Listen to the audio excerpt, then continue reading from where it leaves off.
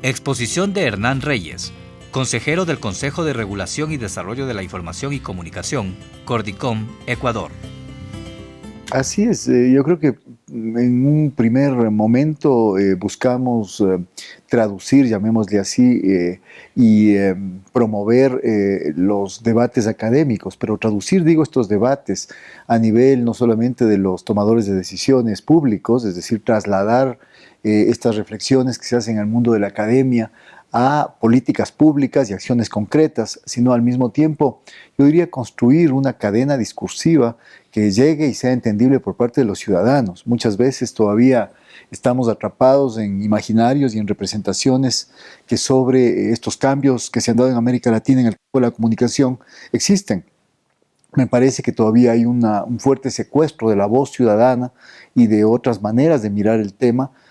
con la implantación del discurso todavía mercantilista de la información y la comunicación, con la reducción simplista del derecho o de los derechos de información y comunicación a simplemente una visión o una versión liberal del derecho a la libertad de expresión, y con yo diría, las estrategias tanto internas como internacionales de construcción de ideas y de representaciones negativas sobre no solamente los procesos de cambio a nivel de la comunicación, sino prácticamente los giros políticos que han tomado los gobiernos, varios gobiernos latinoamericanos, hacia posiciones redistributivas, post-neoliberales y de justicia social. Entonces me parece que hay que ligar, vincular, anexar todos esos esfuerzos que hacen los actores de los sistemas de comunicación social que están propugnando el cambio. Por un lado, los estados; por otro lado, yo diría medios de comunicación públicos, comunitarios y ciertos medios privados que se están adaptando a los nuevos marcos normativos desde una visión de responsabilidad social. Y por supuesto también los sectores ciudadanos, que al mismo tiempo deben convertirse en veedores, deben irse transformando y mutando hacia ser públicos críticos y poder incidir de esa manera, de forma activa, en el propio consumo de productos mediáticos. Gracias, Orlando. Un saludo a todos y a todas. Gracias primero por la invitación a este evento. Me convoca especialmente la venida acá por tratarse de un foro, y quería simplemente mencionar que si tomamos la dimensión más etimológica de la palabra, de esta palabra latina, forum, este es una especie de plaza donde, o lugar donde la gente expone públicamente sus opiniones y recibe también las opiniones del público. Foro también a lo largo de la historia ha recibido la connotación de mercado de ideas, como en algunos enfoques sobre la libertad de expresión todavía se sigue pensando, y también espacio público donde se comparten cosas, donde hay bienes comunes. Quiero remarcar y retomar las palabras iniciales de Orlando, contextualizar un poco mi intervención. En primer lugar, creo que los cambios generados en América Latina en los últimos 10, 15, 20 años han ido obligando a paulatinamente pensar de otra manera y actuar de otra forma sobre los espacios materiales y simbólicos de la comunicación y la cultura. Ese es el contexto, no solo de los cambios, sino también quizá de las necesidades y de las urgencias que nos convocan a este foro. Y de hecho, este pensar y actuar ameritan de alguna manera considerar las nuevas condiciones de adaptación y de integración de los dispositivos de comunicación en cuanto a giros de convergencia tecnológica, de concentración a nivel del mercado, y dentro de un llamado capitalismo informacional o capitalismo cognitivo, según el enfoque que uno le dé. Este es el entorno, el contexto donde voy a plantear, por razones de tiempo y rápidamente, la presente reflexión. Y esta reflexión va a partir del punto de llegada de un artículo que escribí y salió publicado en una revista latinoamericana el primer trimestre de este año, y donde yo quería simplemente remarcar y recordar el último párrafo, quizá la conclusión final de este artículo, donde para caracterizar el momento actual de las disputas por la hegemonía en el campo comunicacional que se suscitan en varias sociedades y países latinoamericanos, yo planteaba como ineludible la necesidad de priorizar a la ciudadanía, estoy leyendo textual, como el titular no solo de los derechos, sino como el sujeto que oriente los cambios. En caso contrario, decía, de nada servirán leyes ni políticas públicas, puesto que al no tocarse los sentidos profundos de la sociedad, se imposibilitaría que un nuevo Estado cumpla los mandatos de nuevos ciudadanos. Quisiera enfatizar las 3 ideas centrales contenidas en este párrafo. 1, que el reconocimiento jurídico de la ciudadanía y sus derechos no bastan, que tampoco son suficientes el diseño y ejecución de políticas públicas que acompañen los cambios normativos. 2,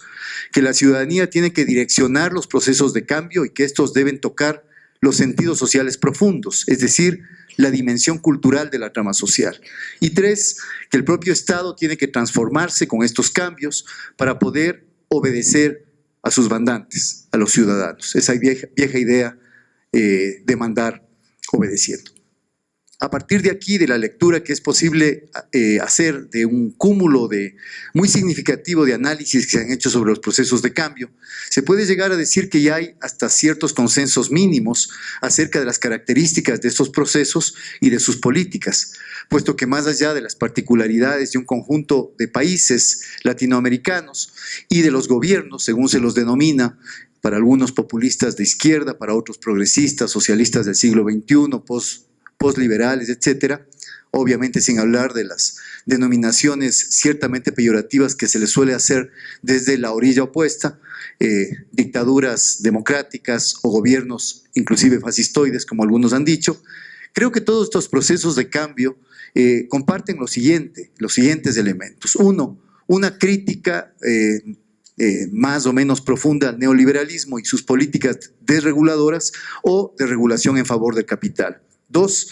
la preocupación por redefinir el sentido de lo universal, especialmente en relación al tema de derechos humanos, mediante políticas de inclusión social y de igualdad por la vía de acciones afirmativas. 3, la necesidad de una redistribución más equitativa a nivel de los recursos materiales y simbólicos, expresado a través de medidas de desconcentración, descentralización, inclusión de capas y sectores marginados. 2 claros ejemplos de esto son las políticas de distribución equitativa de frecuencias del espectro radioeléctrico. 4, políticas de recuperación de la memoria, de búsqueda de verdad, de transparentación de los procesos administrativos del propio Estado y de administración de justicia. En algunos países se han dado comisiones de la verdad frente a temas históricos que habían estado relegados, ya sea en procesos dictatoriales o luego en los procesos posteriores de aplicación del modelo neoliberal. En el caso del Ecuador, por ejemplo, ha habido no solamente una comisión de la verdad, sino también la creación de comisiones, de una comisión especial auditora de frecuencias, que escarbó, digamos, en la historia ecuatoriana de 10 años, 95 al 2005, para mirar cómo se habían dado estos procesos de concentración de frecuencias en pocas manos y, por supuesto, al margen de la ley y de la reglamentación. Luego viene la nacionalización de recursos a través de cuotas de programación y de pantalla con productos audiovisuales nacionales, productos de producción independiente. En algún caso, como el ecuatoriano, la obligación de nacionalizar la producción publicitaria. Y por último, también una tenue, diría yo, pero también compartida apuesta por la unidad regional, con propuestas de marcos normativos de este tipo en relación a la comunicación, la extensión y la presencia e impacto mediático de empresas informativas, como por ejemplo Telesur, la creación de agencias de noticias de carácter transnacional, pero de corte regional alternativo, así como la incipiente presencia de espacios noticiosos digitales. Un caso emblemático de aquellos, del portal Nodal, que hace pocos días también hizo su gestor, su presentación acá en CIESPAL. De esta forma, este mapeo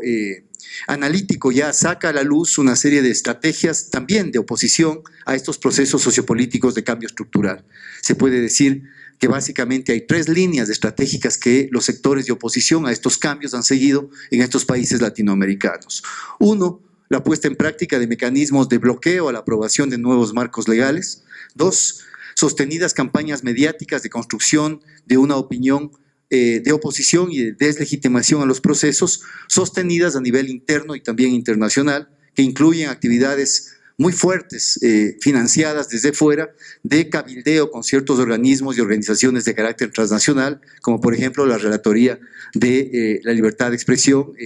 de la Comisión Interamericana de Derechos Humanos, Human Rights Watch, agremiaciones de periodistas de distinto tipo, carteles de propietarios de medios como la CIP, etc. No estoy queriendo colocarlas en un mismo lugar, pero es evidente que ha habido una tarea de lobby internacional por parte de estos sectores opositores a las leyes de medios o leyes de comunicación. Y por último, demandas de inconstitucionalidad una vez que ya han sido aprobadas las leyes de medios o de comunicación, como resulta muy claro en los casos argentino y ecuatoriano. Como el tiempo es corto, quisiera más bien plantear en este nuevo momento, diría yo, en esta nueva fase, luego de 10 o de 15 años de aceleración y de provocación de cambios a nivel de la estructura comunicacional y política de varios de esos países, ¿cuál sería el planteamiento? ¿Cuál sería el nuevo horizonte de llegada? Con todo lo dicho, se podría plantear los desafíos que presentan lo que se puede llamar un segundo momento en la disputa de hegemonía con los poderes mediáticos y con las políticas neoliberales en clave de recomposición. Sugiero que esta segunda etapa arranca a partir de un cierto declive de la disputa firme, dura, comunicacional, como un tema de agenda más o menos equilibrado entre los discursos oficiales y los de oposición. Me aventuro a decir que tras la muerte de Hugo Chávez en el 2013, geopolíticamente el discurso de una integración soberana y alternativa baja de tono y se presenta un proceso dual. Hay una cierta recomposición de los grandes medios en términos de adaptación a las nuevas legislaciones, una adaptación ventajosa, diría yo, para muchos de ellos, y hay un lento avance y hasta periodos de estancamiento en algunos de los procesos de democratización comunicacional y cultural. Sobre esa base se plantearían algunas tareas urgentes. Uno, replantear una agenda regional sobre esta cuestión que considere el cúmulo de contradicciones irresueltas por los procesos de cambio, las tendencias compartidas entre los distintos o diferentes casos nacionales, los desafíos comunes, a la vez que extraiga lecciones de los desarrollos desiguales a nivel de cada país. Dos, identificar a través del intercambio de las diversas experiencias nacionales los nudos críticos que ponen en riesgo la continuidad en la aplicación de los nuevos marcos regulatorios. Por ejemplo, en muchos de nuestros países hay quizá un debate casi ganado con respecto a la comunicación como un derecho humano y no como simple mercancía cuyo valor le asigna el mercado. Pero este debate no desciende a las calles, no se hace carne en los grupos potencialmente más beneficiados de estos cambios. Segundo, hay que reinventar las formas políticas y estéticas, inclusive de develamiento y de denuncia de los poderes e intereses que ocultan los grandes medios, fundamentalmente privados, cuando construyen la información.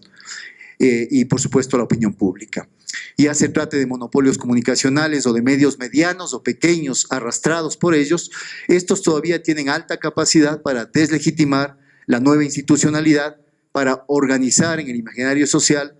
cosas sobre lo que no se puede hacer, incluso, como diría Gambén, para dictaminar lo que no se puede no hacer. Tercero, hay que evaluar cómo las aceleradas dinámicas del desarrollo y la innovación tecnológica, aunadas a tendencias globales y regionales de concentración vertical y horizontal, que Marcos muy claramente lo expuso para el caso brasilero y que es válido para toda Latinoamérica, cómo pueden sortearse estas para que se pueda efectivamente lograr una aplicación que no se convierta en una aplicación dual o disociada entre la parte más de telecomunicaciones, la parte más técnico-económica y la parte más político-ética, como decía Marcos, respecto a contenidos. Luego, apostar de una manera constructiva por el diseño y ejecución de políticas comunicacionales que permitan la circulación y el acceso a la comunicación desde posiciones que durante décadas habían sido negadas por la hegemonía neoliberal, pero que incorporan fundamentalmente los derechos de participación de la ciudadanía. Por último, la creación, o casi para finalizar, la creación de redes de reflexión-acción. Creo que este término todavía sigue teniendo plena vigencia en la actualidad, porque hay evidencias de una cierta lejanía del mundo académico e inclusive de los espacios de activismo en otros temas muy importantes en la vida política de nuestros países, de esta lejanía de los procesos reales y no solo una falta de renovación de sus paradigmas explicativos o comprensivos de los fenómenos comunicacionales, lo que parecería no suceder tanto en el campo de los estudios culturales. Creo que hay que renovar, además, después de haber estado 2 días en un seminario con Damián, y desde mi formación más desde la sociología y la politología, creo que hay que refrescar mucho los marcos de comprensión, creo que hay que trabajar mucho en la interdisciplinariedad. Creo que durante mucho tiempo sociólogos o politólogos hemos dejado al margen, por ejemplo, los aspectos más jurídicos, el campo del derecho, y creo que se vuelve ahora fundamental volver a juntarlos para poder lograr una traducción, digamos, que signifique la construcción de nuevos sentidos comunes. En definitiva, y ya para acabar, creo que hay que aterrizar desde dimensiones en algunos casos todavía abstractas, ideacionistas o tecnócratas acerca de la libertad de expresión o la construcción o desde la construcción formal de ciudadanía en términos de una falsa igualdad o de una mera igualdad formal hacia una verdadera apropiación ciudadana de los temas y de los leitmotivs de las luchas políticas, reafirmando el objetivo final de desarmar o abrir el cierre material de los servomecanismos o soportes materiales de la comunicación o la clausura discursiva a nivel de los dispositivos, como diría Brownstein. Las nuevas ciudadanías comunicativas tienen que enlazarse transnacionalmente en clave regional, así como ha pasado con temas anteriores como las luchas ambientales, luchas por la soberanía alimentaria, luchas por derechos de propiedad de los recursos naturales, etc. Pienso, para finalizar, que ahora justamente la clave regional puede ser la clave para la repotenciación de los procesos nacionales de ciudadanización y para la real democratización de la comunicación en nuestros países. Muchas gracias.